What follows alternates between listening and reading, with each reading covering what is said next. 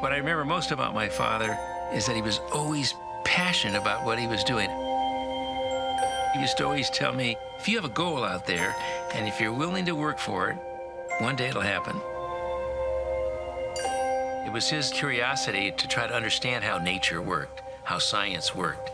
And he always included me in all these adventures, trying to, get me to say the most important thing that you can do as you grow is to have an interest in this knowledge.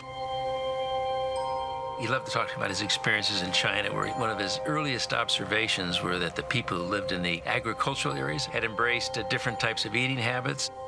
He said he woke up one morning with an idea. He realized intuitively the power of the plant-based diet when he saw that the people who existed on a diet that was primarily fruit and vegetables were healthier than the people who lived in the big cities.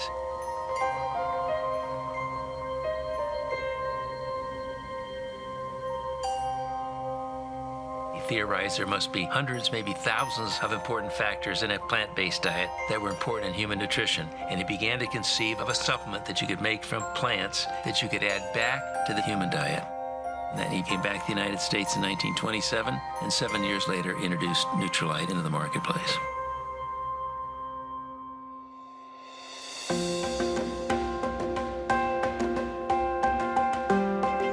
My father pioneered in the area of phytonutrient development from the very beginning. He was always working on experiments, trying to figure out ways to share it with other people. I think it was born out of his desire to help people. He did these simple little experiments with plant materials, and he saw these colors showing up in a chromatographic column.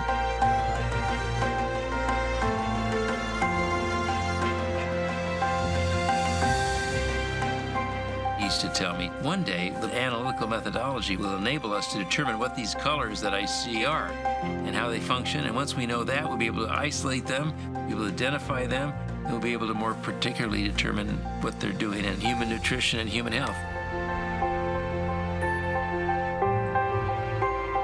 I think we've come a long way in discovering what nature holds, but we have a long way to go. I think we haven't scratched the surface. My dad would say we haven't even scratched the scratch.